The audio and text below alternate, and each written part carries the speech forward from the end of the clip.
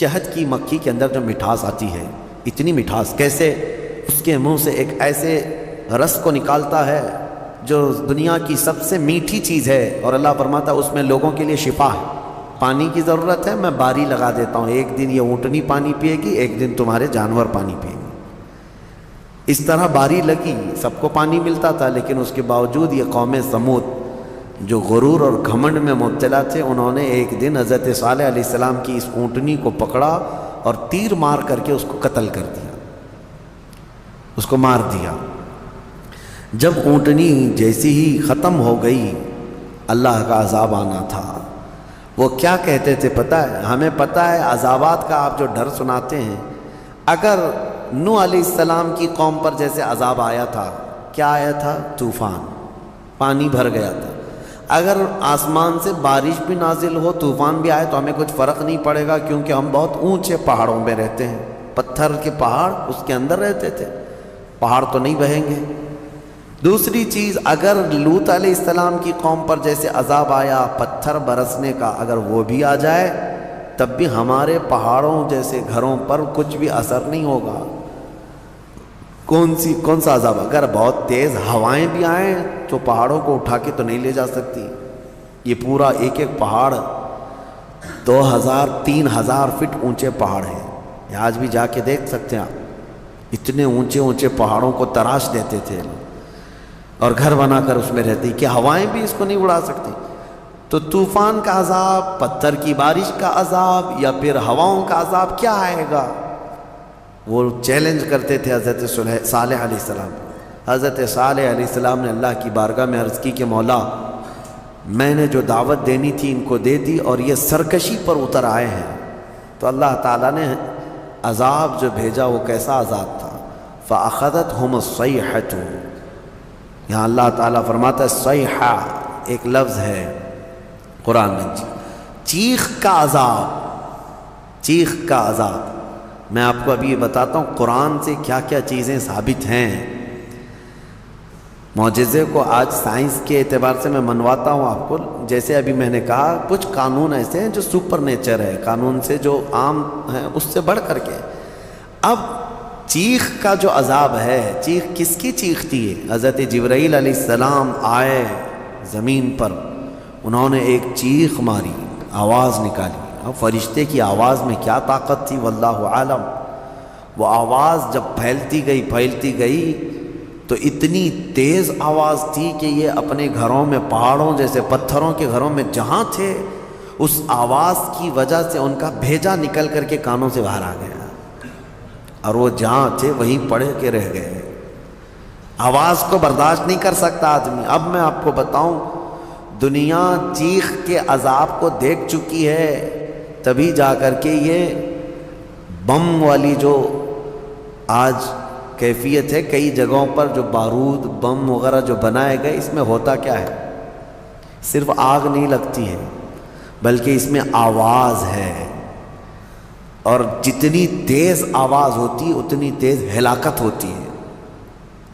جتنے بم بنائے جاتے ہیں، ایٹم بم ہوں یا اور بھی دوسرے، اس میں بہت سخت قسم کی آواز، جب وہ بم پھٹتا ہے تو یہ آس پاس کی چیزیں جو ٹوٹتی ہیں، یہ بارود کی وجہ سے نہیں ٹوٹتی، صرف اس آواز کی وجہ سے ٹوٹتی ہیں۔ آواز کے اندر یہ طاقت ہے۔ کبھی آپ ڈی جے کو بجتے ہوئے دیکھتے ہوں گے، جب بہت تیز ساؤنڈ ڈی جے والے لگاتے ہیں تو ہمارے گھر کی کھڑکیاں ہلنے لگ جاتی ہیں۔ آپ محسوس کرنا، کبھی آپ کے گھروں کے سامنے سے اگر کوئی ڈی جے جانے لگ جائے تو گھر کے برتن بھی ہلنے لگ جائیں گے۔ ان کو کون ہلا رہا ہے؟ برتنوں کو کون ہلا رہا ہے؟ کھڑکیوں کو کون ہلا رہا ہے؟ آواز میں اتنی طاقت ہے۔ یہ تو ڈی جے بہت شارٹ قسم کی آواز ہے جس کو آج آپ سن سکتے ہیں، لیکن جو بم کی آواز ہے اس کو آپ کے کان نہیں سن سکتے، اور یہ دنیا کی بنائی ہوئی آوازیں ہیں۔ اس سے کئی ہزار گنا زیادہ ایک فرشتے کی آواز میں طاقت ہے۔ جب وہ آواز آئی ہوگی تو پھر انسانوں کا کیا حشر ہوا ہوگا۔ تو صرف چیخ کی وجہ سے وہ پوری قوم ہلاک ہو گئی، سب اپنے گھروں میں پڑے رہ گئے۔ وہ عذاب الہی کے شکار ہو گئے۔ یہ ان کا ذکر اس سورے میں آیا ہے، ان کو اصحاب الحجر کہا گیا ہے۔ یہ پتھر والی قوم ہے۔ اے گھمنڈ میں مبتلا لوگوں، آج تمہیں اگر ایسا لگتا ہو کہ میرے پاس بہت کچھ ہے اور میں بچ جاؤں گا، تو اصحاب الحجر نہیں بچ سکے۔ وہ اپنے پہاڑ جیسے گھروں کے اندر مردہ پڑے رہ گئے۔ صبح جا کر کے دیکھا گیا تو سب کی لاشیں بدبو میں سڑ رہی تھیں، صرف اس چیخ کے عذاب میں سب مبتلا ہو گئے، پوری قوم ہلاک ہوئی۔ اب آپ اندازہ کریں، قیامت بھی جو قائم ہونی ہے نا، وہ بھی آواز پہ ہی قائم ہونی ہے۔ آواز، یہ آج دنیا کو اچھی طرح سے پتہ ہے کہ ساؤنڈ کے اندر کتنا پاور ہے، اور آواز کے ذریعے سے ہی پوری دنیا کو ختم کیا جائے گا۔ کیسے؟ حضرت اسرافیل علیہ السلام سور پھونکیں گے۔ سور ایک باجے جیسی شکل کی ایک چیز ہے۔ یہ اسرافیل علیہ السلام ایک فرشتے ہیں اللہ کے، وہ ہاتھ میں لے کر کھڑے ہیں انتظار میں کہ جب مولا کا حکم ہوگا اس کو بجائیں گے۔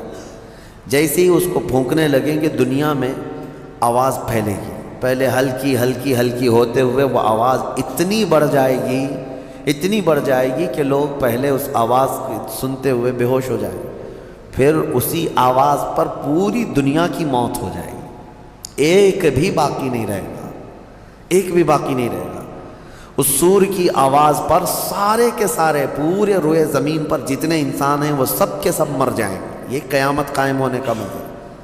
پھر اللہ تبارک و تعالیٰ زمین میں زلزلے پیدا فرمائے گا، اور پھر یہ پہاڑ سب پورے اڑنے لگ جائیں گے، زمین ختم کر دی جائے گی، ساری چیزیں ختم کر دی جائیں گی۔ پھر اللہ تبارک و تعالیٰ جو میدان قیامت قائم فرمائے گا، پھر اس میں سارے انسانوں کو جمع کرے گا۔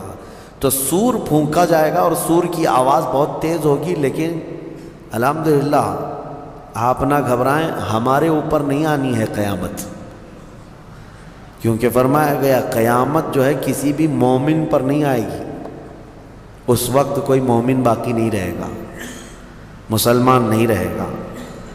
قیامت جو سور پھونکی جائے گی اور اس وقت جو سارے لوگ ہلاک ہوں گے، اس میں ایمان والے لوگ نہیں رہیں گے۔ ایمان والے بہت پہلے ہی دنیا سے جا چکے ہوں گے۔ اب آپ اندازہ کرو، جب سارے ایمان والے ختم ہو جائیں تبھی قیامت کو آنا ہے، اور جب تک مومنین زندہ ہیں قیامت نہیں آئے۔ یہ روایات سے ثابت ہے۔ تو بہرحال سور کی بھی آواز ہی ہے، آواز کا پاور ہے، اور قیامت بھی اسی میں قائم ہونی ہے۔ اب اس کے بعد دوسری سورہ ہم نے تلاوت کی ہے، سورہ نحل۔ سورہ نحل شہد کا ذکر آیا۔ اللہ تعالیٰ فرماتا ہے، اللہ کی نشانیوں میں سے ہے یہ بھی، یخرج من بطونها شراب مختلف الوانہ فیہ شفاء للناس۔ شہد کی مکھی کا ذکر ہے کہ اللہ تبارک و تعالیٰ اس کے منہ سے ایک ایسے رس کو نکالتا ہے جو دنیا کی سب سے میٹھی چیز ہے، اور اللہ فرماتا اس میں لوگوں کے لیے شفا ہے۔ کس میں؟ شہد میں۔ شہد میں شفا ہے، اس کی گارنٹی قرآن سے ہے۔ اللہ نے فرمایا الگ الگ رنگ کے پھولوں سے یہ مکھی چوس کر کے آتی ہے رس، اور اپنے چھتے میں لا کر چھوڑ دیتی، اور اس کے بعد اس میں مٹھاس آتی ہے، اور غضب کی مٹھاس، اس کی مٹھاس کا مقابلہ کوئی نہیں کر سکتا۔ جو اوریجنل مٹھائی ہے وہ شہد ہے دنیا میں، باقی سب چیزوں کو چھوڑ دیں، سب بنی ہوئی ہے، لیکن اوریجنل جو مٹھاس ہے وہ صرف شہد کی ہے۔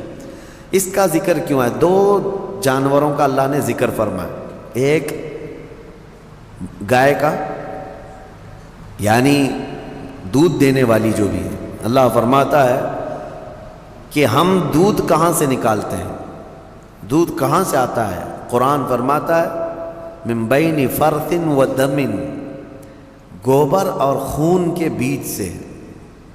گائے چارہ کھاتی ہے، اس کے بعد اس کو جگالی کر کے وہ ہضم کرتی ہے، اور اس کا وہ فضلہ بن جاتا ہے، اور اسی سے تھوڑا خون بھی بنتا ہے۔ خون اور اس کے گوبر کے بیچوں بیچ سے دودھ کو اللہ نکالتا ہے۔ اللہ فرماتا ہے من بین فرث و دم لبنا خالصا، خالص دودھ نکلتا ہے، نہ اس میں گوبر کا اثر آتا ہے نہ خون کا اثر آتا ہے، اور نہ ہی کسی گائے کو چیر کر کے دیکھ لو کہ کوئی فلٹر اندر رکھا ہوا ہے۔ کون سی مشین لگی ہوئی ہے؟ کون سی مشین لگی ہوئی ہے کہ اس دودھ کو صاف کر کے، یعنی اس میں خون کے ذرات ہیں تو الگ کر دے، گوبر کے ذرات ہیں تو الگ کر دے؟ میاں رنگ بھی نہیں آتا اور نہ ہی مزہ آتا ہے۔ دودھ کے اندر کبھی خون کا مزہ آیا؟ دودھ کے اندر کبھی گوبر کا مزہ آیا؟ نہ مزے کو اللہ ملنے دیتا ہے، نہ اس کے اثر کو، نہ اس کے رنگ کو ملنے دیتا ہے۔ اور قرآن میں اللہ فرماتا ہے کہ ان دونوں کے بیچ سے خالص دودھ کو نکالتا ہے اللہ تعالیٰ، اور یہ پینے والوں کے لیے پیٹ بھرنے والی غذا ہے۔ ایک اس کا ذکر ہے اس جانور کا، اور دوسرا مکھی کا، کہ مکھی جو ہے یہ عبرت کی چیز ہے۔ شہد کی مکھی، اللہ کرے کہ آپ کو کبھی ڈنک نہ مارے، کبھی ڈنک نہ مارے۔ اگر یہ مارتی ہے تو زہر چڑھتا ہے، جسم پھول جائے گا، چہرے پہ اگر کاٹ لے۔ کئی لوگوں کا اس میں انتقال بھی ہوا، موت بھی ہوتی ہے۔ اگر کئی مکھیاں مل کر کے کاٹ دیں آدمی کو شہد کی، آدمی مر سکتا ہے، زہر ہے۔ سمجھ میں نہیں آتا، وہ زہریلی مکھی ہے، اور پھولوں کا جو رس چوستی ہے اس میں سے آپ بھی چوس کے لا کے اپنے گھر میں تھوک کے دیکھو۔ گلاب کو چوس لو، موگرے کو چوس لو، چمیلی کو چوس لو، اور اپنے گھر کے ایک کٹوری میں تھوک کے دیکھو، بدبو ہی آئے گی۔ اور پھولوں کا رس تو کڑوا ہی ہوتا ہے، لیکن وہ مکھی زہریلی خود بھی ہے اور چوستی کڑوے پھولوں کا رس ہے، اور لا کر کے چھتے میں جب ڈالتی ہے تو نہایت ہی شیریں، نہایت ہی میٹھی چیز۔ اب اللہ تبارک و تعالیٰ فرماتا ہے کون ہے جو اس میں مٹھاس پیدا کرتا ہے؟ کون ہے؟ اس کو مٹھاس پیدا کرنے والا کون ہے؟ وہ خالق کائنات ہے، جو پھولوں کو رنگ دیتا ہے اور شہد کی مکھی کے منہ میں مٹھاس دیتا ہے۔ اب اسی کو کہا گیا ہے یہ عبرت کی چیز ہے۔ ویسے آپ کو میں یہ بات بھی بتا دوں، وہ ڈنک مارے تو زہریلی، لیکن تھوک دے اپنے چھتے میں تو وہ شفا والی غذا ہے۔ ایک ہی منہ سے دو چیزیں کیسے؟ اتنا زہر بھی ہے کہ کاٹے تو مر جائے، اور اتنا ہے کہ اپنے گھر میں چھوڑے تو بیماروں کو شفا بھی ہو جائے۔ ایک ہی مکھی کے اندر یہ دو چیزیں۔ اعلیٰ حضرت فاضل بریلوی رضی اللہ تعالیٰ عنہ کی یاد آتی ہے، آپ نے فرمایا گستاخان رسول کو، وہ فرماتے ہیں اعلیٰ حضرت ظالموں میں شہد کی مکھی کی طرح ہوں۔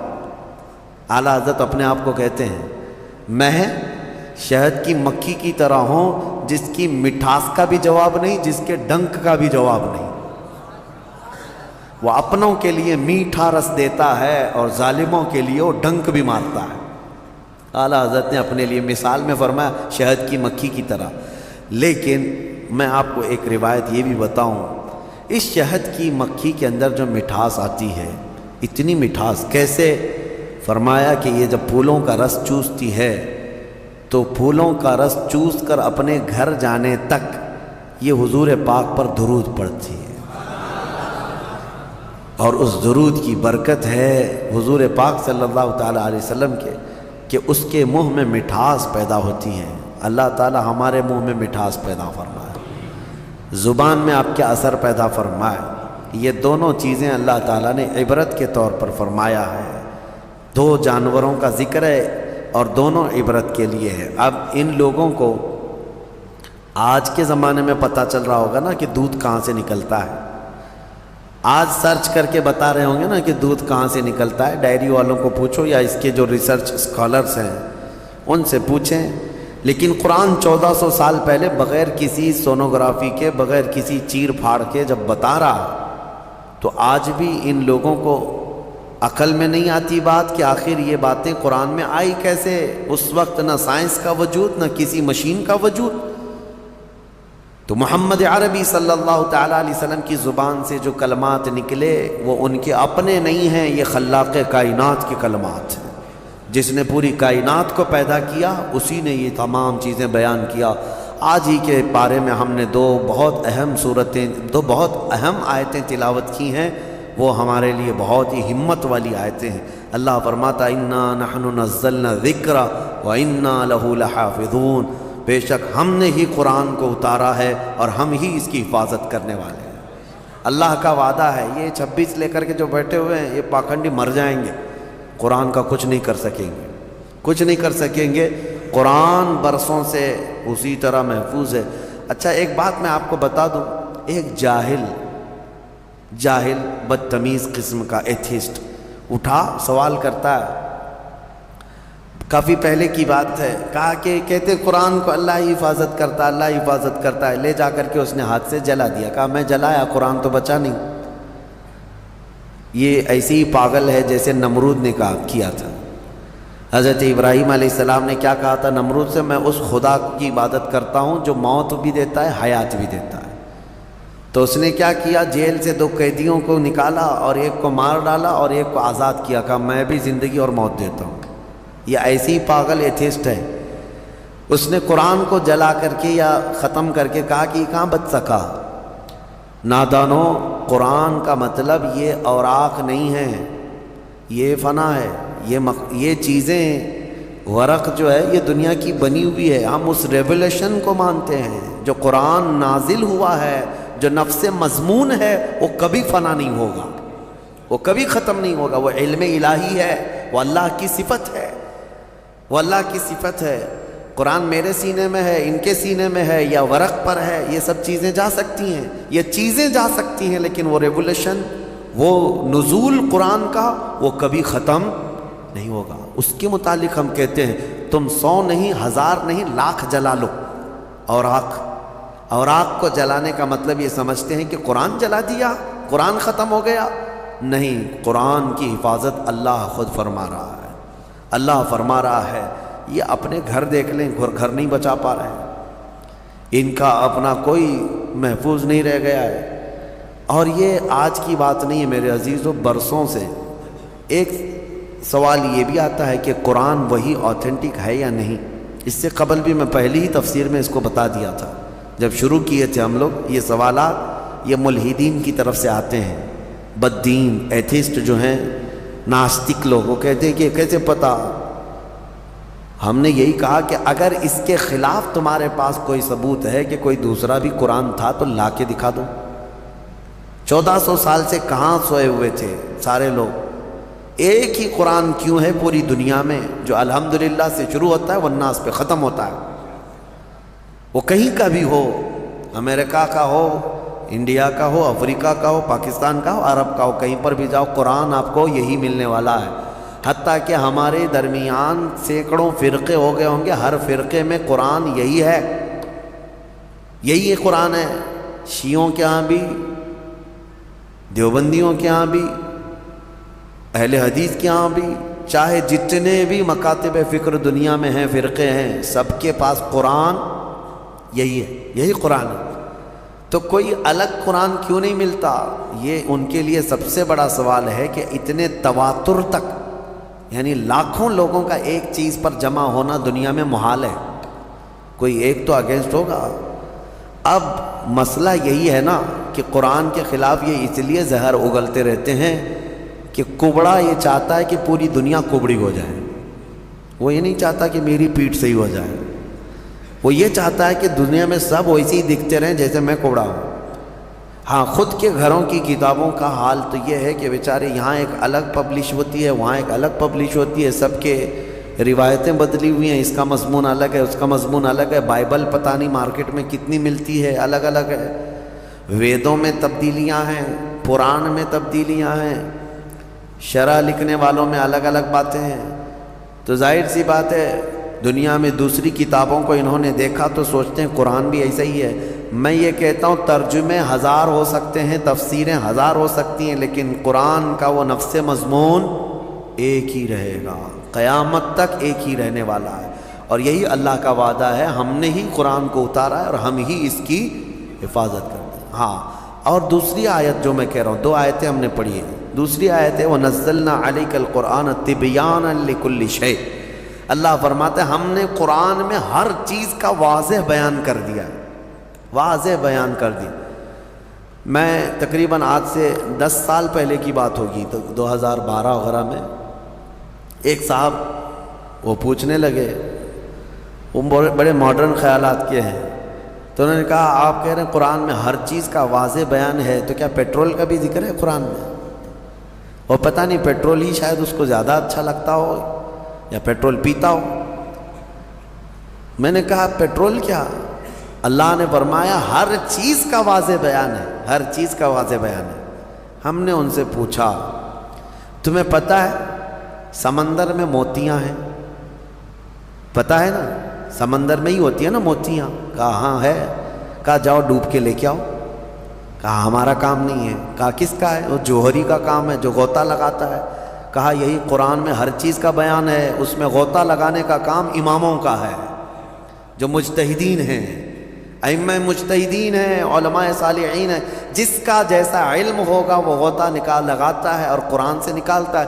ارے سیدنا عبداللہ ابن عباس سید المفسرین صحابی ہیں، حضور سے سب سے زیادہ قرآن کی تفسیر سیکھنے والے.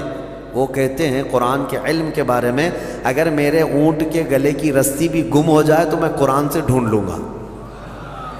ہاں قرآن سے ڈھونڈ لوں گا. تو یہ ہر چیز کا واضح بیان ہے، لیکن یہ اپنے اپنے ظرف کی بات ہے، اپنے اپنے علم کی بات ہے. ہمیں پتہ ہے سمندر میں بہت سارے خزانے ہیں، لیکن ہر ایک کا کام نہیں ہے کہ سمندر میں جا کے موتیاں لے آئے. ہاں کچھ لوگ کوشش کر بھی لیں گے تو سیپیاں لا سکتے ہیں، سیپ لے لیں گے. موتیاں لانا اور وہ سب جانکار لوگوں کا، ماہرین کا کام ہوتا ہے. اسی طرح میرے عزیزوں قرآن عظیم میں ہر چیز کا واضح بیان ہے. اس کا مطلب اب یہ بھی نہیں ایک فرقہ نکلا ہے اہل قرآن. ابھی ایک فرقہ ہے، انٹرنیٹ پر کتنے فرقے آئیں گے پتہ نہیں. ابھی 72 تو بہت پہلے ہی ہو گئے جو جہنم میں جانے والے تھے، ابھی آ ہی رہے ہیں، ان کی شاخیں پہ شاخیں ہو رہی ہیں. اہل قرآن اور اللہ کی پناہ یہ اکثر جو ہے نا پاکستان سے نکلتے ہیں.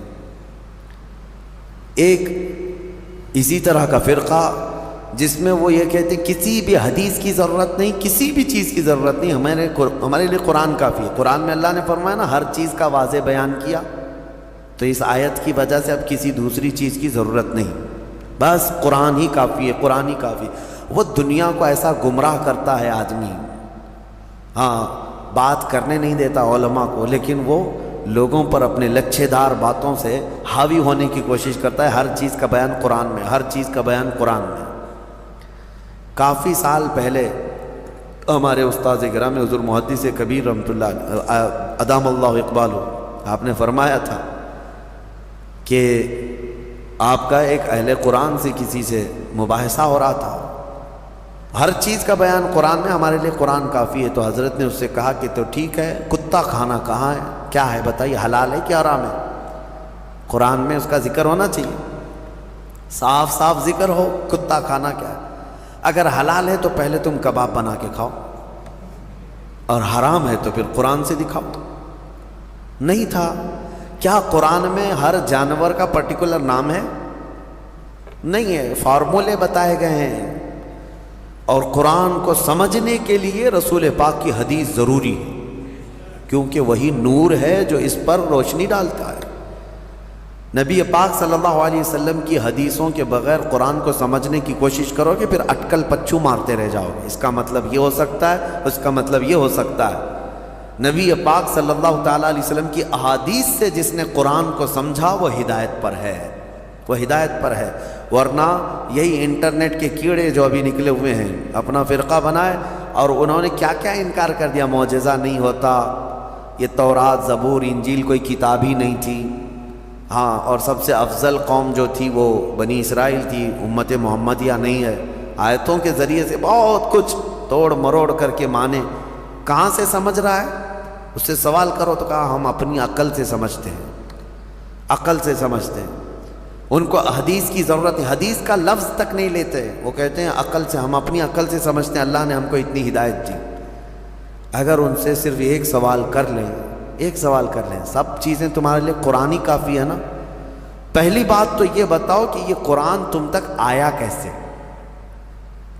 کیا تمہاری عقل پہ ڈائریکٹ نازل ہو گیا، جبرائیل امین لا کر کے دے دی؟ کہاں سے آیا قرآن؟ اس کی آتھینٹیسٹی چاہیے.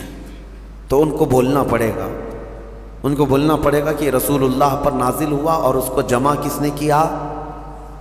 کس نے کیا؟ عام لوگ جانتے ہیں، صحابہ اکرام نے جمع کیا. اب صحابہ اکرام سے تابعین میں آیا، تابعین سے پھر اولیاء امت میں آیا. یہ ایسے ہی چلتا چلتا قرآن ہمارے تک آیا نا. اب یہ صاحب یہ بیچ کے سارے سند ہٹانا چاہتے ہیں، نہیں، ہم کو ڈائریکٹ چاہیے۔